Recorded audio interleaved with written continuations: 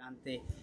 Seguimos lo que comenzamos en la primera sesión y estamos tratando de ver en la vida del apóstol qué es lo que él puso en lugar en su vida que le llevó al lugar de poder decir: he peleado la buena batalla, he acabado la carrera, he guardado la fe. Y específicamente pusimos atención a la despedida del apóstol a los líderes de Éfeso en Hechos 20, cuando él iba a Jerusalén.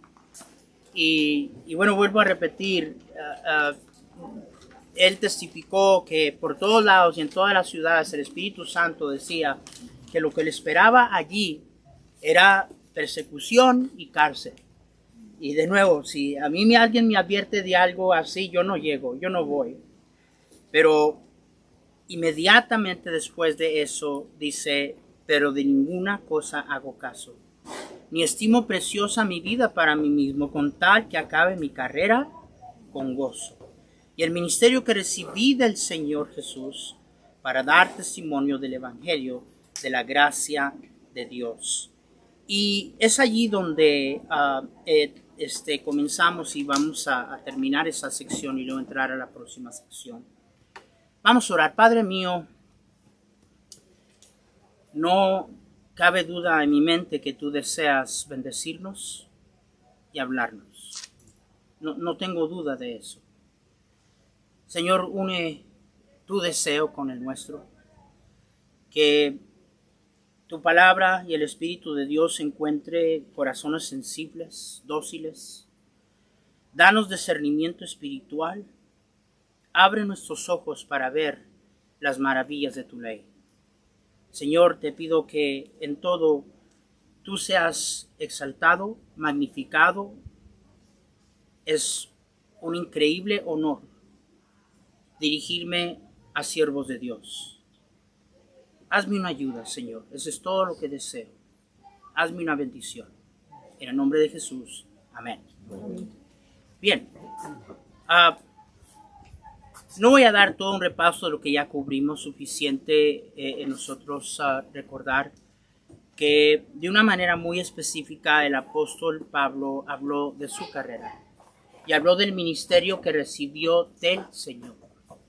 Y cubrimos de que para comenzar, si vamos a terminar bien la carrera, tenemos que estar concretamente convencidos de nuestro llamado, de la dirección de nuestro llamado.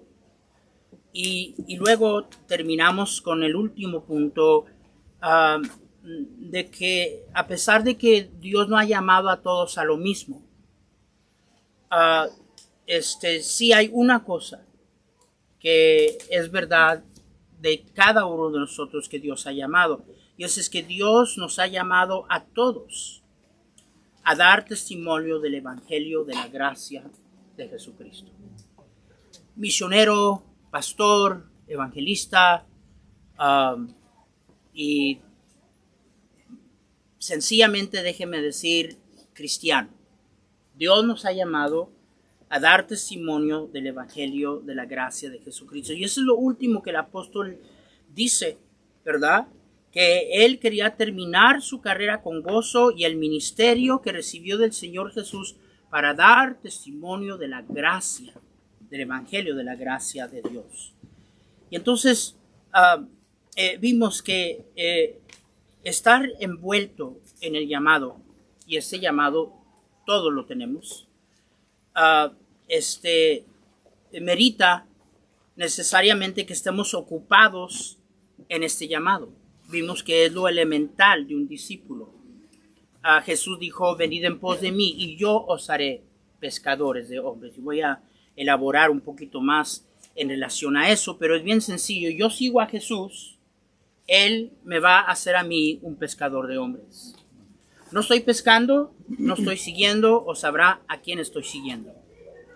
Y luego tenemos que entender que igual yo tenía un profesor en el seminario, y él me decía: mira, tú gánalos, yo los disipulo. Yo dije, qué lindo acuerdo, ¿verdad? Qué conveniente acuerdo.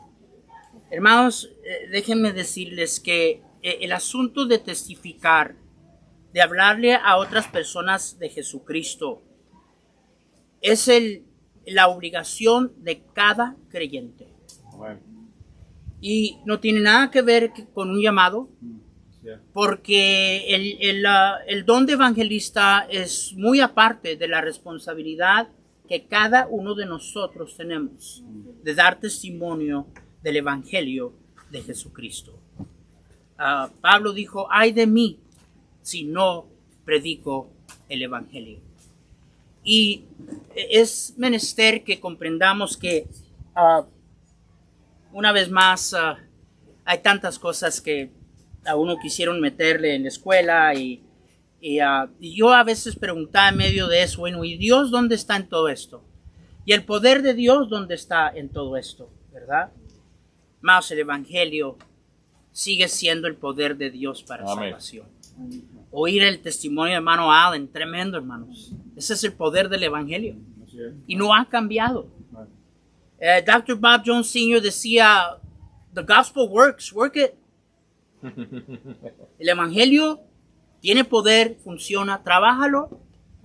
Y no, pues nadie es salvo. Pues claro, si nunca abro la boca y nunca testifico, claro que nunca nadie va a ser salvo. Y no tiene nada que ver con el resultado. Tiene que ver con obediencia. Voy a repetir eso. Tiene que ver con obediencia. La palabra de Dios dice que el apóstol dijo, ¿verdad? Yo sembré, Apolos regó, ¿y luego qué? Y saben, ya tengo suficiente tiempo sirviendo al Señor en que me doy cuenta que no sé lo que sucedió a veces hasta años después. No sabiendo qué es lo que Dios había hecho o cómo Dios había obrado. Pero mi deber es obedecer. El resultado es del Señor. Los admiro, hermanos. Los admiro como no se imaginan. Nosotros estamos en la parte de América Latina donde hay una sensibilidad y una hambre que, ¿verdad? Estamos acostumbrados a ver gente salva, a venir a la iglesia, ser bautizada y seguir creciendo como discípulos de Jesucristo. Y bueno, yo creo que ustedes que vienen de ese trasfondo saben de lo que estoy hablando. Y aquí, wow. Hermanos, miren, los admiro. Y yo entiendo. ¿Qué haría yo si predico el evangelio y testifico y le hablo a la gente del Señor y no veo el resultado? ¿Verdad? Pero es que, hermano, no se trata de eso, se trata de obediencia. El resultado es del Señor. Noé fue pregonero y predicador de justicia. ¿Cuántos años predicó? 120 años. De seguro no lo hubieran invitado a Yerdy o a la mayoría de las iglesias bautistas, pero fiel. Y los que ganó, amén, son los que contaban. Y entonces, pero hermanos, necesitamos ver que si uno de los desánimos más grandes es que en la obra, y por qué no seguimos a eso, perdemos vista de la obra. Dios nos ha llamado a predicar el evangelio. Entonces, si no lo estamos predicando, no estamos envueltos en el llamado que Dios nos dio. Porque bien sea evangelista, misionero, pastor, o lo que sea, Dios nos ha llamado a todos a dar testimonio del evangelio, de la gracia de Dios. Él claramente dijo, venid en pos de mí y os haré pescadores de hombres. Ahora,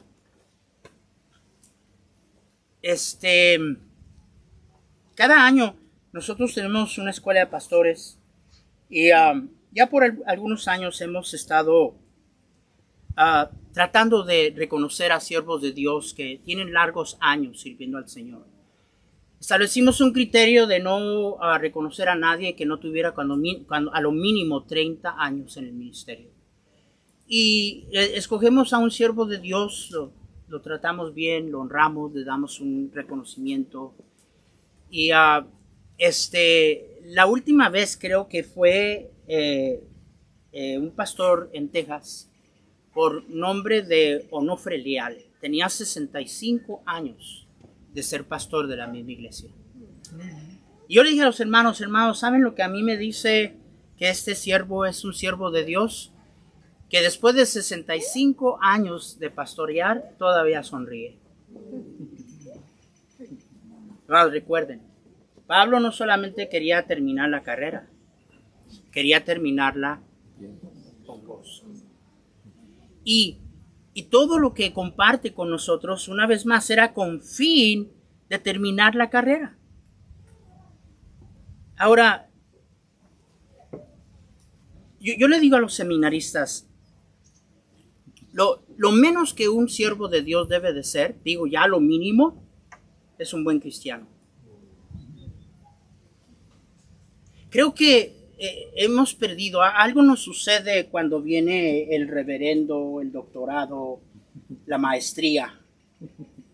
Y yo tengo algunas cosas de esas. Pero yo le digo a los jóvenes, mira, si tú nada más te enfocas en ser un discípulo de Jesucristo, ser un buen cristiano, Dios dentro de tu llamado hará lo demás y te va a moldar a ser el siervo que Él quiere que tú seas. Creo que mucho de la culpa la tiene que el ministerio se ha profesionalizado. Y hemos perdido esa sencillez. Yo no gano almas porque soy pastor. Yo gano almas porque soy cristiano. A veces encontramos uno que es pastor y cristiano a la vez. ¿Tú crees que estoy bromeando? Pablo termina la carrera. Escuchen, Pablo termina la carrera y miren lo que él dice. Él declara en el texto que comenzamos: he peleado la buena batalla, he acabado la carrera. Escuchen esta frase, dice: he guardado la fe. Wow. Digo, de todo lo que pudiera él haber, no comenzó a enumerar sus logros. No declaró que fue el mejor misionero que ha vivido en la faz de la tierra. No comenzó a hablar de que Dios lo usó a escribir una gran parte del Nuevo Testamento. Simple y sencillamente dijo: he guardado la fe. Como cristiano, como discípulo, como seguidor de Jesucristo. Y hermanos, eso es lo que decía el día de ayer, que cuando Pablo dice: quiero terminar mi carrera y terminarla con gozo, nos equivocamos en creer que el gozo exclusivamente viene en la obra y el ministerio. No, el gozo lo encontramos en Él. Él es nuestro gozo. Y dentro de ese contexto, el llamado que entonces Él nos da tiene una luz totalmente diferente. Demasiados siervos de Dios estamos sirviendo. Y mientras servimos, las demandas y los desafíos de servir a Dios nos están robando a muchos de nosotros del gozo. En la mayoría de los casos, no siempre, pero en la mayoría de los casos, ¿sabe lo que yo oigo? Yo oigo de los siervos de Dios y conozco miles de pastores en el mundo. Oigo a siervos de Dios expresar lo duro que es, lo difícil que es. Veo muchos siervos de Dios desanimados, deprimidos, estresados. Y no puedo dejar de pensar quería terminar con gozo. Es que no hay otra forma, no hay otra manera.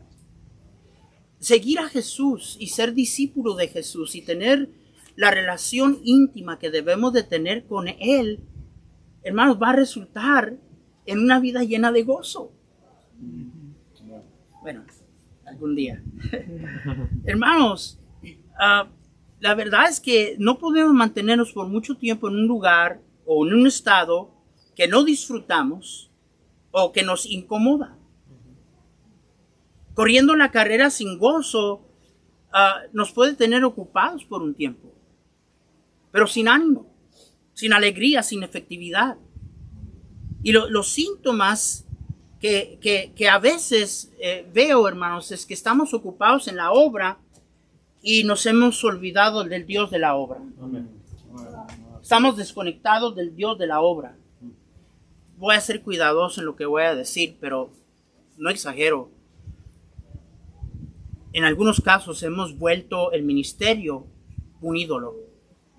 Idolatramos mi ministerio mientras todo nuestro servicio y lo que prestamos, el ánimo, todo, y entiendo, hermanos, miren, pero eso es porque estamos sirviendo al Señor, pero estamos sirviendo al Señor no velando por lo que debemos de velar, y es lo más importante que nada en mi vida y la tuya, nuestra salud espiritual. Todo proviene de Él.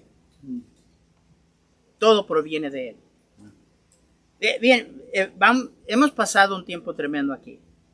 Y ¿verdad? Y el Señor es bueno, y yo creo que ya el Señor ha obrado, pero ¿sabe qué? Nos vamos a ir de aquí y no sé qué va a pasar. Porque no comprendemos. Y yo ando en conferencias más de lo que quisiera decirle. Pero en la mayoría de los casos no tiene que ver ni siquiera quién es el orador, ni el predicador. Tiene que ver con la sensibilidad de los oyentes. Amén. El hombre saciado menosprecia el panal de miel. Ya estamos llenos. Tenemos Biblia y sin embargo no se ve el efecto de ello en la relación que debería de haber, que se refleja no solamente en lo que hacemos para el Señor, sino cómo lo hacemos. Él es nuestro gozo. El gozo en la vida de un siervo de Dios no comienza en la obra o el ministerio o lo que hacemos. El gozo proviene de nuestra relación personal con Dios. El salmista en el Salmo 16:11 dice: me mostrarás la senda de la vida, en tu presencia hay plenitud de gozo, delicias a tu diestra para siempre. Salmo 43:4 y 5. Entraré al altar de Dios, al Dios de mi alegría y de mi gozo. Me río porque mi gente allá no es igual, ¿verdad? Vamos a cantar, hermanos, ¿verdad? Yo tengo gozo en mi alma. Yo tengo gozo en mi alma. Gozo. Los paro. ¿Qué estamos cantando, hermanos? Y luego ya ponen una sonrisa plástica que no proviene de Dios. Hermanos, pero estos versículos son versículos hermosos, lindos, así nomás. ¿O deben de ser la realidad que debemos de estar viviendo? ¿Saben qué? Que yo creo que estamos tan lejos. Hay una brecha tan grande en nuestro conocimiento bíblico a la realidad y la experiencia de nuestra vida, que a veces yo creo que hasta pensamos, mira qué bonito que dice allí. Qué tremendo si fuera posible. Hermanos, entraré al altar de mi Dios, al Dios de mi alegría y de mi gozo. Te alabaré con arpa, oh Dios, Dios mío. ¿Por qué te abates, oh alma mía? ¿Y por qué te turbas dentro de mí? Espera en Dios, porque aún he de alabarle, salvación mía y Dios mío. No tiene nada que ver con circunstancias, situaciones, adversidad, persecución. Más persecución. Nosotros no sabemos qué es persecución.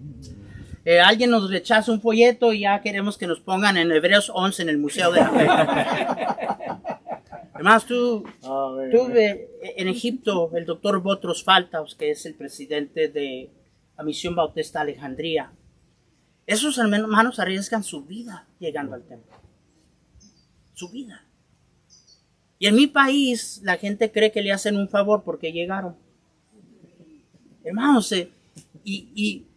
pero vean la iglesia neotestamentaria, veamos el ejemplo de ese siervo de Dios que terminó la carrera.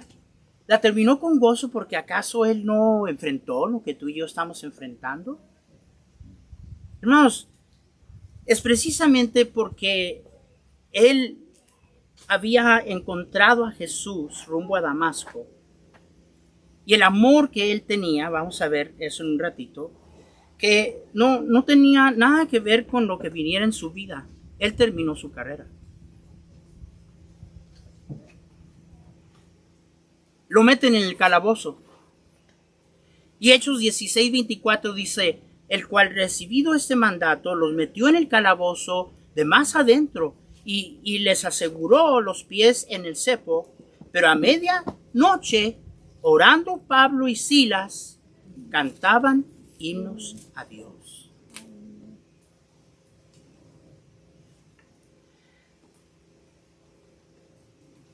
Escribiendo de la cárcel. Y bueno, ya hemos estado en Roma. Yo entré en ese lugar, hermanos, yo no aguanté ni 3 minutos. Es increíble. Y de allí, de ese lugar, Pablo escribe, por lo demás, hermanos, gozaos en el Señor.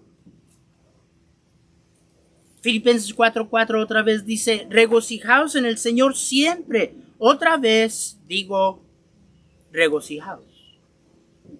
Desde el calabozo, desde la cárcel.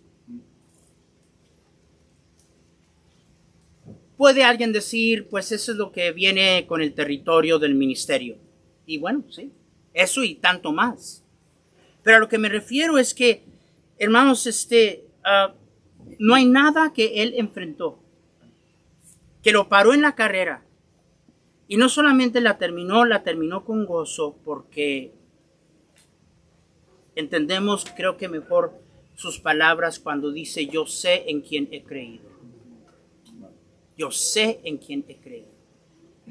Y quizá, no puedo dejar de pensar, y no sé cómo la vea usted, pero quizás eso tuvo mucho que ver con la efectividad de su ministerio y el impacto que él tuvo. Sin las ventajas que nosotros tenemos. Y vea, la iglesia neotestamentaria, las estadísticas nos dicen que a pesar de los números que se encuentran en Hechos 2 y 4, y que eran multitudes en muy poco tiempo. Y hermanos, sin nada lo que tenemos el día de hoy. Hoy en día no abrimos la boca a abrir a alguien de Jesucristo y decir, no tengo un folleto. Ellos no tenían folletos. ¿Cómo lo hicieron? Hermanos, estaban consumidos. No los podían callar. Y ese Dios no ha cambiado, hermanos. Habían conocido al Salvador. Y en ese mismo capítulo donde dice, de ninguna cosa hago caso, y todo lo que estamos estudiando, más adelantito, amonesta a los líderes de Éfeso y le dice, por tanto, mirad por vosotros y por todo el rebaño, en que el Espíritu Santo os ha puesto por obispos para apacentar la iglesia del Señor, la cual él ganó con su propia sangre. Necesitamos mantener una mirada fija. La palabra griega allí habla de fijar la mirada. No una mirada casual. Tener la mirada fija y mantener en la mente. Fíjese lo que quiere decir. Debe de estar esto en tu mente. ¿Qué debe estar en tu mente? El velar por nosotros mismos. Yo no sé. Un día yo voy a preguntarle al Señor, Señor, ¿por qué pusiste tantas cosas en la Biblia que no aplica a ninguno de nosotros? Maos, yo necesito oír eso. Amén. Amén. se carga mi corazón. Estando aquí, he estado ya en el teléfono 2, 3 veces con tragedias de siervos de Dios, serias cosas. Y todo encuentra su origen en el hecho de que estamos ocupados en la obra, pensando que de alguna manera Dios acepta penitencia y está impresionado con nuestros logros mientras nosotros estamos lejos de Él. No, hermanos. Por eso es que dice, por tanto, mirad por vosotros. Y luego dice, y por todo el rebaño. No hay algo que asegure un ministerio disfuncional que el que alguien intercambie el orden de esa exhortación. Lo voy a repetir. No hay algo que asegure más un ministerio disfuncional que ese orden se cambie. Que no esté velando por mí mismo y estoy tratando de cuidar del rebaño. Y de nuevo, apunta a lo mismo, hermanos. Que el gozo y la bendición de servir a Dios comienza con la vida cristiana. Somos cristianos, ¿verdad? Olvide un ratito su título, ¿verdad? Misionero, doctor, eminencia, lo que sea. Hermanos, el gozo en la vida, el gozo en servir a Dios se encuentra en nuestra relación personal con Dios, el fruto. Y el gozo del ministerio es el resultado de nosotros permanecer en el Señor y para permanecer en su amor. Juan 15 en sus Biblias, vean lo que Jesús dijo allí. Y, hermano, ni me fijé a qué horas comencé, pero vamos a asegurar que no. Ya cuando los vea pestañeando, tremendo capítulo. Yo soy la vid verdadera y mi Padre es el labrador. Todo pámpano que... ¿Estamos ahí, hermanos? Amén. Todo pámpano que en mí no lleva fruto lo quitará, y todo aquel que lleva fruto lo limpiará para que lleve más fruto. Ya vosotros estáis limpios. ¿Cómo, hermanos? Por la palabra que os he hablado. Amén. Y entiendo que el hermano Andrés habló de eso esta mañana.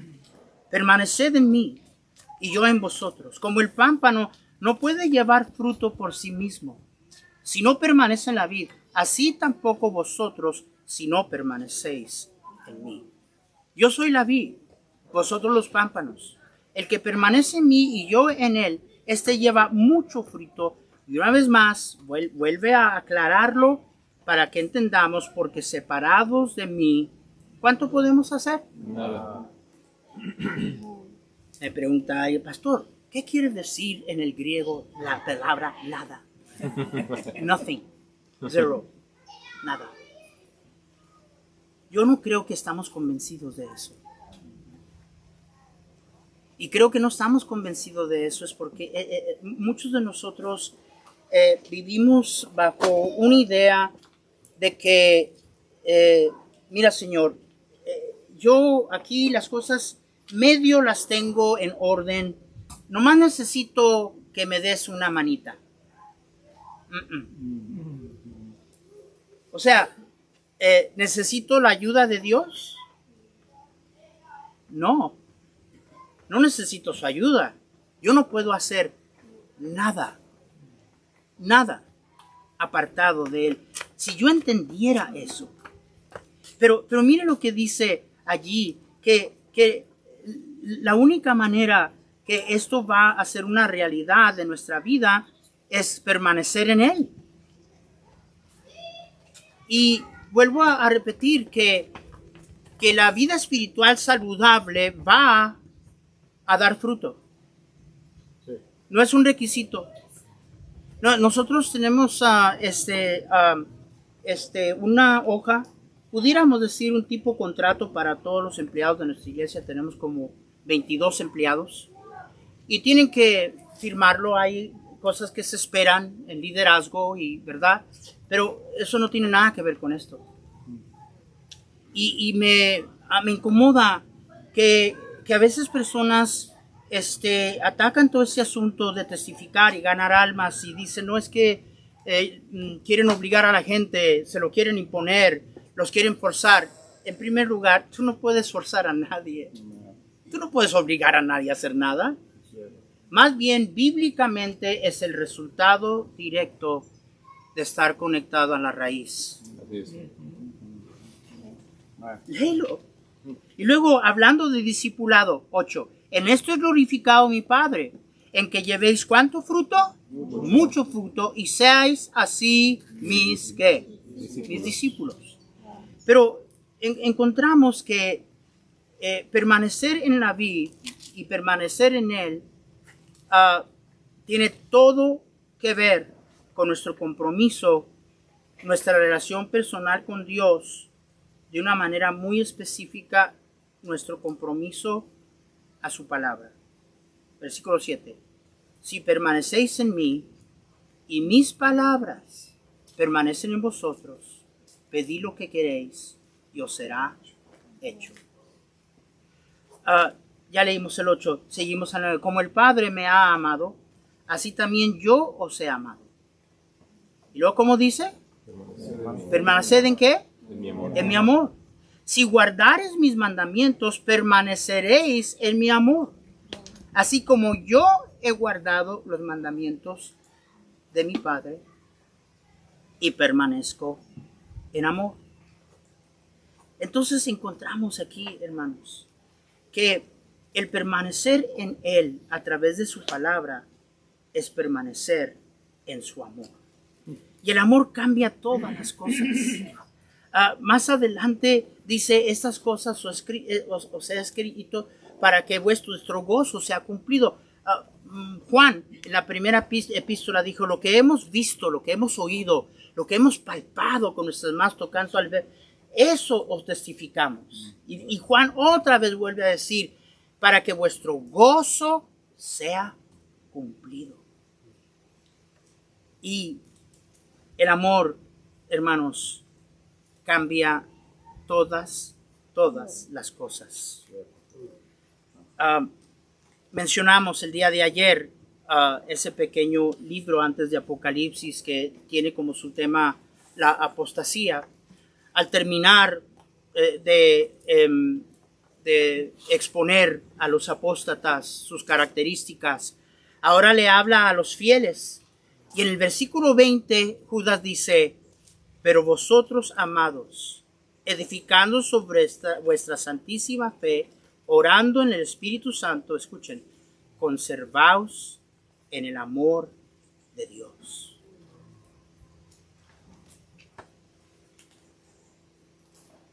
¿Sabe usted para siempre la relación que Dios ha querido tener con nosotros? Oye Israel, Jehová vuestro Dios, Jehová uno es.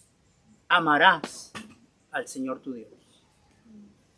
Se vuelve a repetir cuando vienen los religiosos a intentar de prender a Jesús. Y declara que es el primer mandamiento. Romanos 13 dice la Biblia que el cumplimiento de la ley es amor.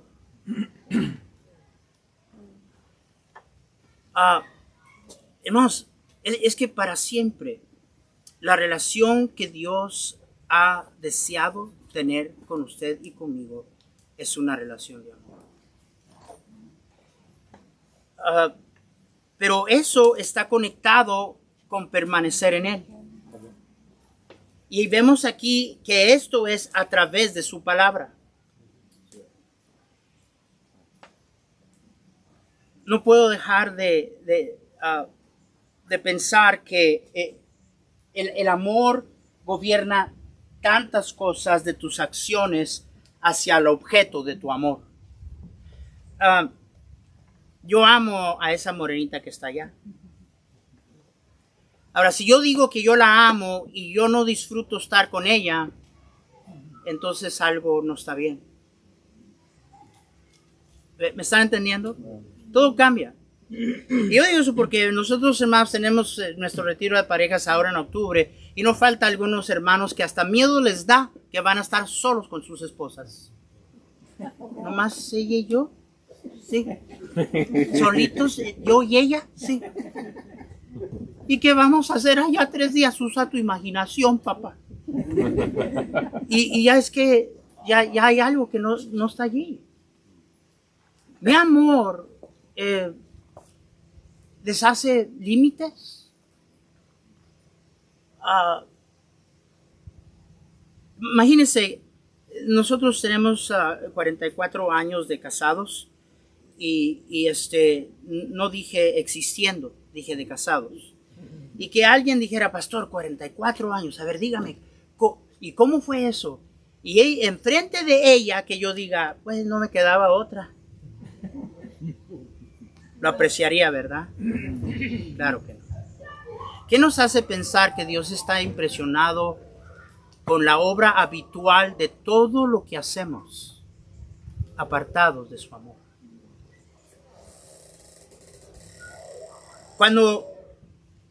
Cuando alguien se aparta del Señor, no es cuando deja la iglesia o deja de servir a Dios, no, hermanos, es cuando su amor a Dios mengua. Es el primer paso de apartarte del Señor. Y esa es la razón de por qué es que, yo admiro carácter, ¿verdad? Yo oigo a esos cristianos que dicen, yo leo mi Biblia aunque no quiero leerla. Voy a ganar almas aunque no quiero. Voy a la iglesia aunque no quiero. I admire character. Pero yo diría que es mejor querer, ¿cómo ves tú? Porque no hay alguien más miserable que alguien que está donde no quiere estar, haciendo lo que no quiere estar haciendo. Y esa no es la vida cristiana. Bienaventurado el varón que no anduvo en consejo de malo, ni estuvo en camino de pecado, ni en silla de escarnecedores, si en la ley de Jehová está su deleite, su delicia, y en su ley medita de día y de noche. Y nosotros componemos eso, sí, a ver, en el horario, en la mañana, en la noche, nada de deseo. Se nos pasó que la razón que medita de día y noche no es porque es un horario o se impuso, es el amor, es el deleite. En su ley medita, ¿por qué? Porque se deleita en la ley de Jehová. Y todo lo que hace prosperará, será como árbol plantado junto a corrientes de agua, que da su fruto a su tiempo y su hoja no cae, y todo lo que hace prosperará. Y eso marca toda una diferencia, porque cuando mi actitud hacia la palabra de Dios cambia, mi vida espiritual está en peligro. Yo sé a quién estoy hablando.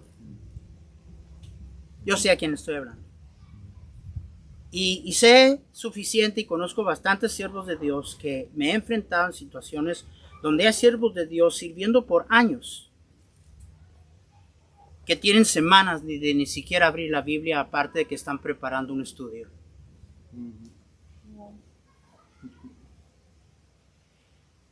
Mi buen amigo, el doctor Mike Patterson, yo creo que ustedes lo conocieron, algunos de ustedes. Me contó un siervo de Dios, un predicador de mucho renombre en los Estados Unidos. Perdió su testimonio, perdió su familia. Y el hermano Patterson estaba tratando de ayudar a restaurarlo. A propósito, necesitamos más de eso.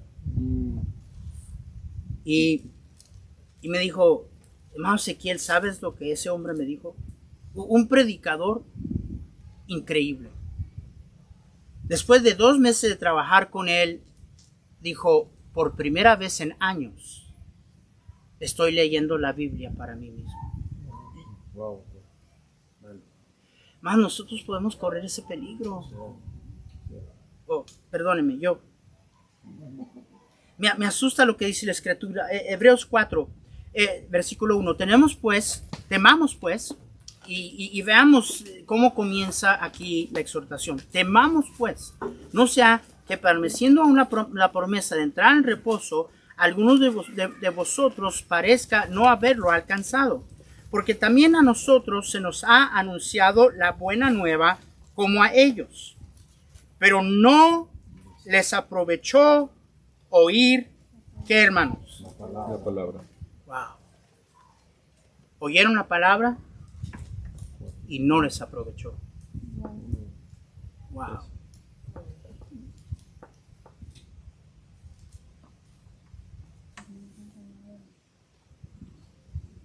Es desesperante predicar décadas, derramar el corazón a tu iglesia y no ver lo que tú quisieras ver o lo que a veces esperamos ver. Si yo vivo allí, pues entonces sí tengo mucha razón de no querer seguir. Pero hermanos míos, mi gozo no depende de la gente. Es un asunto muy íntimo y personal entre el Señor y yo y este libro. Déjeme sugerirle que si este libro deja de impactarle a usted, ¿cómo usted pretende impactar a otros con este libro? Voy a repetirlo. Si este libro deja de impactarme a mí, ¿saben por qué me emociona, hermanos, cuando yo enseño y predico? Porque, hermanos, la mayoría del tiempo estoy aquí enfrente hablándome a mí mismo.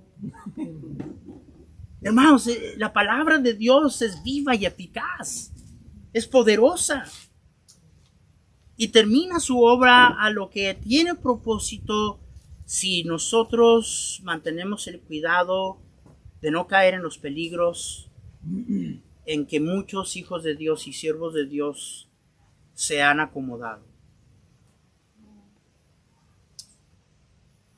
Habían días que podíamos clamar ignorancia en el mundo hispano, pero ya no podemos clamar ignorancia. Palabra de Dios se nos ha dado. Pero ahora estamos en otra etapa de peligro donde puede suceder lo que ha sucedido demasiadas veces, es que ya pareciera ser que la palabra de Dios y escucharla no nos tiene ningún provecho. El peligro de perder nuestra comunión con Dios a través de la palabra por la pérdida de nuestra emoción y de nuestro apetito a la palabra de Dios. Por eso es que es importante lo que estamos viendo. Mirad por vosotros.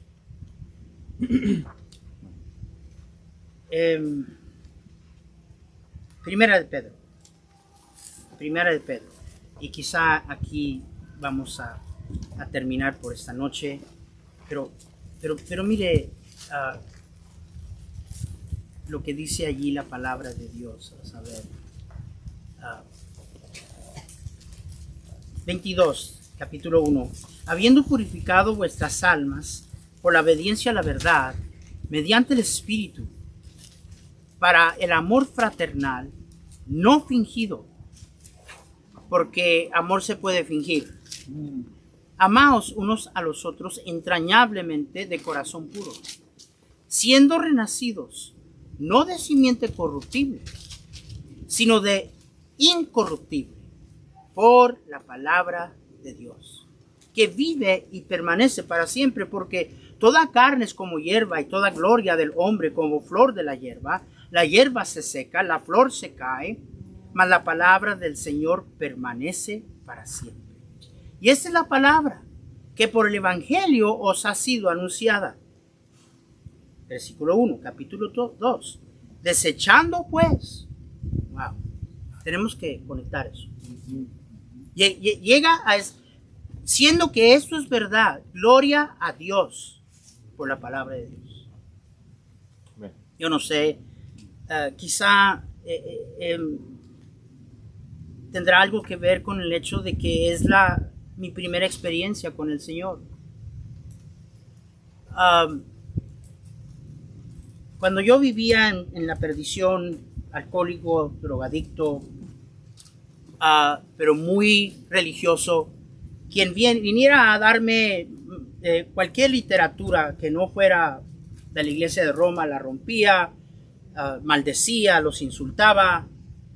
Pero una señora me regaló un Nuevo Testamento.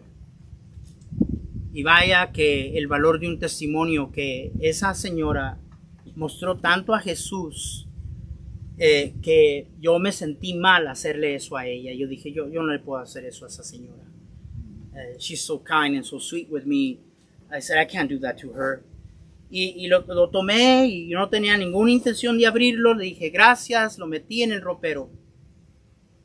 Me olvidé de él. Un año después, yo ni me acuerdo qué buscaba en el ropero.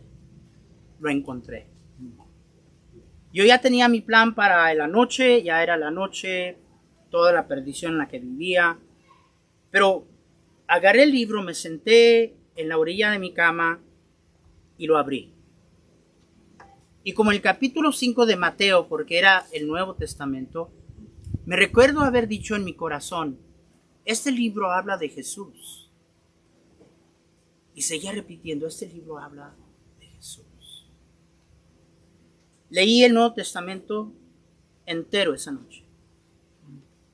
Me amanecí con el sol. Había encontrado, y yo tenía todo lo que este mundo cree que es hacer en la vida. Pero había encontrado el vacío de mi corazón. Y yo me agarró la palabra de Dios, me impactó, comencé a cargarlo. Yo no había ido a una iglesia, un predicador me dio con él y me dijo, ¿te gusta ese libro? Y dice, me encanta, yo amo este libro. Y lo lees todos los días. Y dije, todos los días lo leo. Y a ver, let me see what you got there. Yo me agarró. Dice, pero este es solo el Nuevo Testamento, no tienes el Antiguo. Yo dije, hay más. Hay más, ¿dónde está? Dámelo. Y me regaló mi primera Biblia completa. Quizá fue que esa fue mi primera experiencia con Dios, su palabra, que yo amo este libro. Yo temo apartarme de este libro. Y entonces, con mucho cuidado, sabiendo que hemos nacido no de semilla corruptible, sino incorruptible. La palabra de Dios, por esta razón, dice, desechando pues toda malicia, todo engaño, hipocresía, envidia y todas las detracciones, desead como niños recién nacidos la leche espiritual no adulterada, para que por ella, ¿qué, hermanos? Crezcáis para salvación. Y bueno, espero que entendemos todos aquí que nos está hablando hermenéuticamente la mala interpretación de este texto. Yo creo que usted lo entiende. Si es que habéis gustado la benignidad del Señor. Está hablando de nuestro apetito espiritual. Y dice la Biblia que debemos de desear. Ahí está otra vez el deseo, ¿verdad? I mean, qué bueno si haces las cosas que haces por carácter. Pero es mucho mejor si las haces queriendo, ¿verdad? Yo allá en México, porque no sé si aquí se entendería, pero en México, ¿verdad? Hay programas muy populares como El Chavo del Ocho y El Chapulín Colorado. Y yo le digo a los cristianos, ustedes viven un cristianismo sin querer queriendo.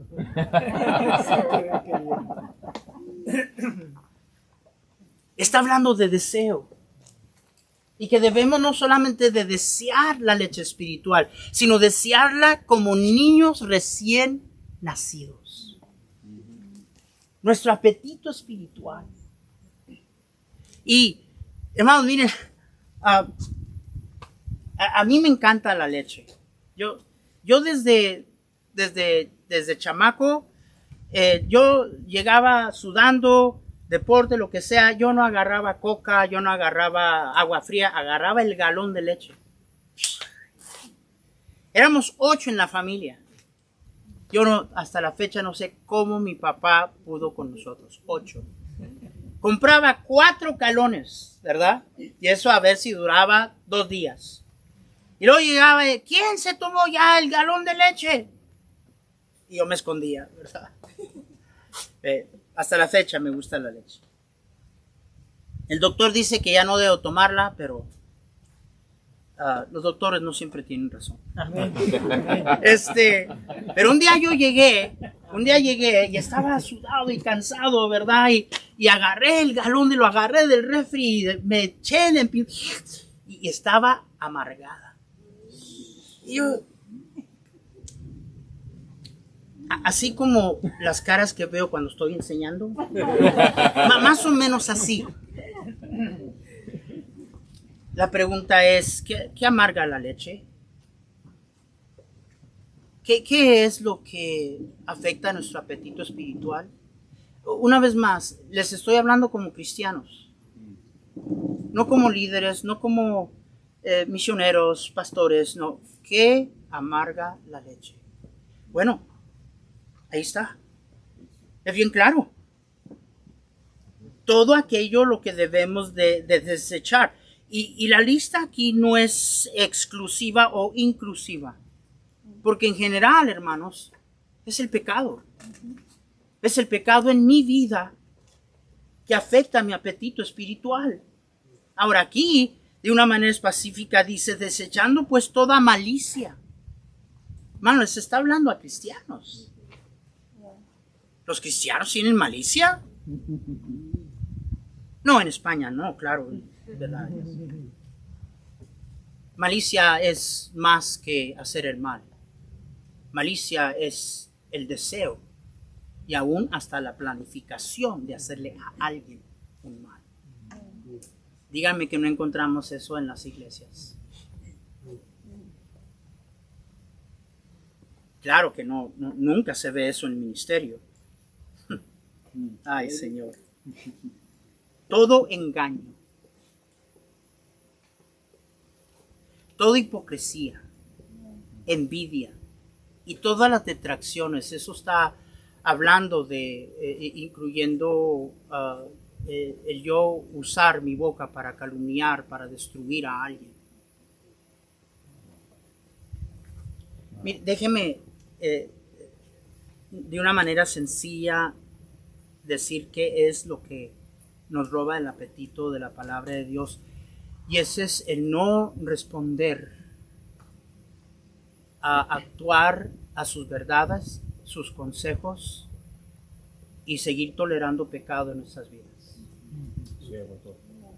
Mire, venimos a escuchar palabra de Dios y sin que alguien diga nada y antes que comience el predicador a predicar, ya sabemos que hay ciertas cosas en nuestra vida que sabemos que no están bien. Y las toleramos. Pensamos como que si Dios nos da un pase y todo el tiempo sin darnos cuenta, ¿sabe lo que está sucediendo? Estamos amargando la leche. De repente comenzamos a perder el apetito. Más por eso es que la confesión es tan importante. Es tan importante. ¿Sí entienden confesión? Pero yo no exagero en decir, hermanos, que el enemigo nos gana la ventaja es porque hemos llegado a un lugar donde nos creemos sobre y encima de las cosas. No. ¿Sabe usted que esto es verdad de usted como de mí? Que el día que usted fue salvo, su carne, su naturaleza pecaminosa no fue erradicada. Allí está. Y es tan vil, tan negra, tan mala. Por eso es que dice la Biblia que no debemos de poner ninguna confianza en la carne. Y a la vez refleja nuestra constante necesidad de Él y asegurar que no hay nada que rompe esa relación de amor entre Él y yo, permaneciendo en su palabra. Pero si yo no me deleito en este libro, yo no le voy a poner mucha atención. No le voy a poner mucha atención. ¿Será necesario preguntar si leímos hoy nuestra Biblia?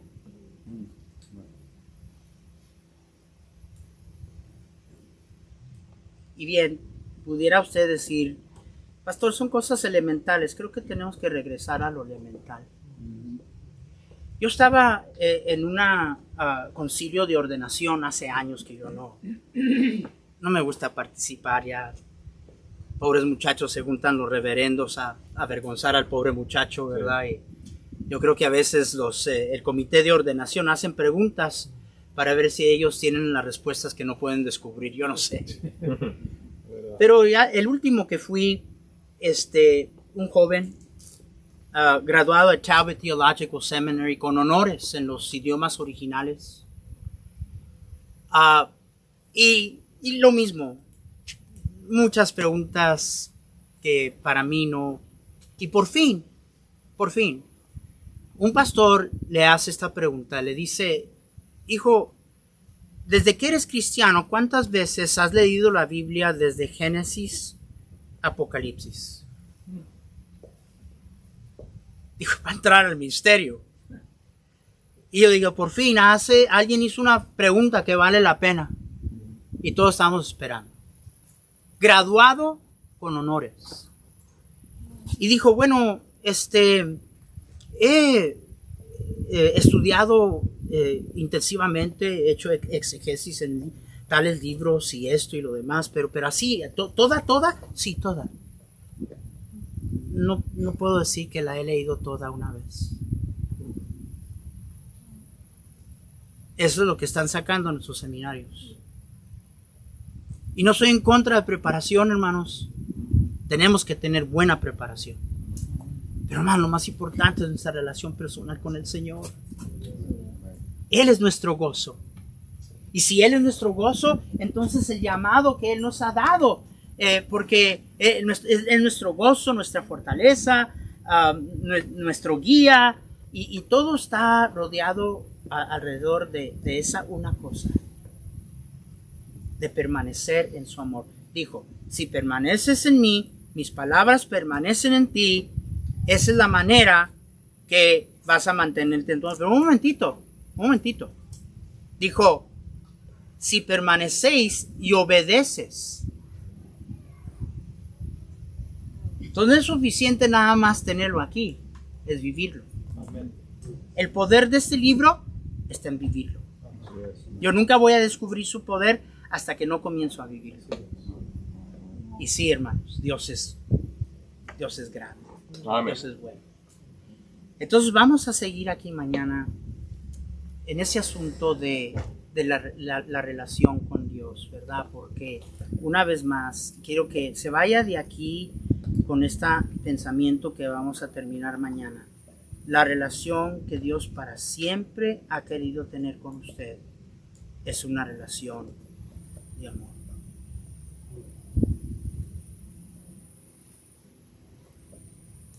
Según 1 Juan 5, 1 y 2 y 3, el amor es lo que hace que sus mandamientos no sean gravosos.